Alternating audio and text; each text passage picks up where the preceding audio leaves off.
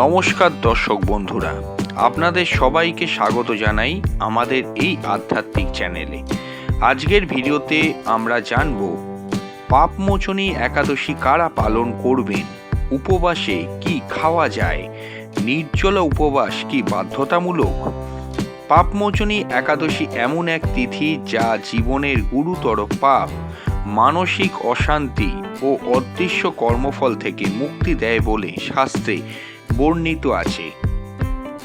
বন্ধুরা, পাপমোচনী একাদশী হল ফাল্গুন মাসে কৃষ্ণপক্ষের একাদশী তিথিতে পালিত হয়। এই একাদশীর মহাত্ম্য বর্ণিত আছে ভবিষ্য পুরাণে। শাস্ত্র অনুযায়ী এই ব্রত করলে অতীতের পাপের ক্ষয় হয়, অশুভ গ্রহের কুপ্রভাব কমে যায়, মানসিক দুশ্চিন্তা দূর হয়, ভগবান বিষ্ণুর কৃপা লাভ হয়। এই দিনে মূলত পুজো করা হয় ভগবান বিষ্ণুর।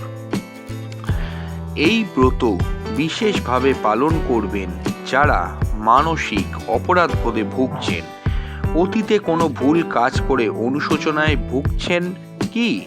এই ব্রত পালন আপনাকে মানসিক শান্তি দেবে। যাদের জীবনে বারবার বাধা আসছে, হঠাৎ কাজ ভেঙে যাচ্ছে, সম্পর্ক ভাঙছে, অর্থ সমস্যা হচ্ছে, এসবই পূর্ব জীবনের কর্মের ফল হতে পারে। যারা আধ্যাত্মিক উন্নতি চান, ধ্যান, জপ, উপবাসের মাধ্যমে আত্মাকে শুদ্ধ করতে চাইলে এই একাদশী অত্যন্ত শক্তিশালী। জন্মকুণ্ডলিতে রাহু কেতুর দোষে ভোগা ব্যক্তিরা, বিশেষত যাদের জন্মকুণ্ডলিতে রাহু বা কেতুর কুপ্রভাব আছে, তাদের জন্য এই ব্রত খুবই ফলদায়ক। অনেকে ভাবেন উপবাস মানে সম্পূর্ণ না খেয়ে থাকা, কিন্তু শাস্ত্রে 3 ধরনের উপবাস বলা হয়েছে। সর্বপ্রথম হল নির্জলা উপবাস, যে উপবাসে জলও গ্রহণ করবেন না। এটি সবচেয়ে কঠিন এবং সবার জন্য নয়।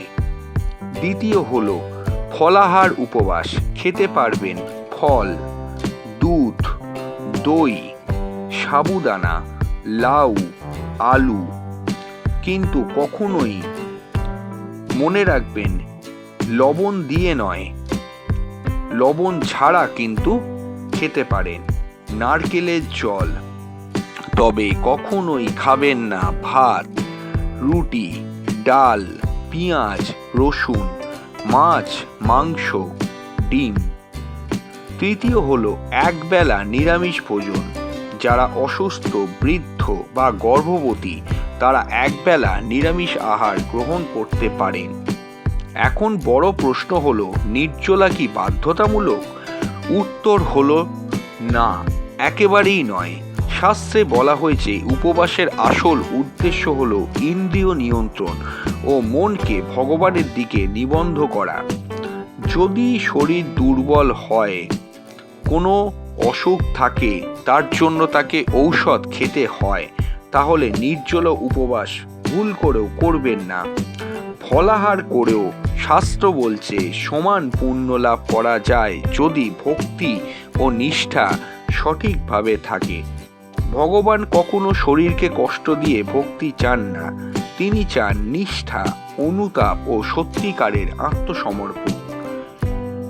এই পাপমোচন একাদশীর কাহিনীতেই দেখা যায় এক ঋষি ভুলবশত পাপে জড়িয়ে পড়েছিলেন, পরে এই ব্রত করে পাপ মুক্ত হন। এই ব্রতর মূল শিক্ষা হলো মানুষ ভুল করতেই পারে, কিন্তু অনুশোচনা ও সংশোধনই মুক্তির মূল পথ। ঈশ্বর সবসময় ক্ষমাশীল। বন্ধুরা, পাপমোচনী একাদশী শুধুমাত্র একটি উপবাস নয়, এটি আত্মশুদ্ধির এক বিশেষ সুযোগ। আপনি যদি সত্যি জীবনের ভুলগুলো শুধরোতে চান, তাহলে এই একাদশীতে ভগবান বিষ্ণুর নাম জপ করবেন।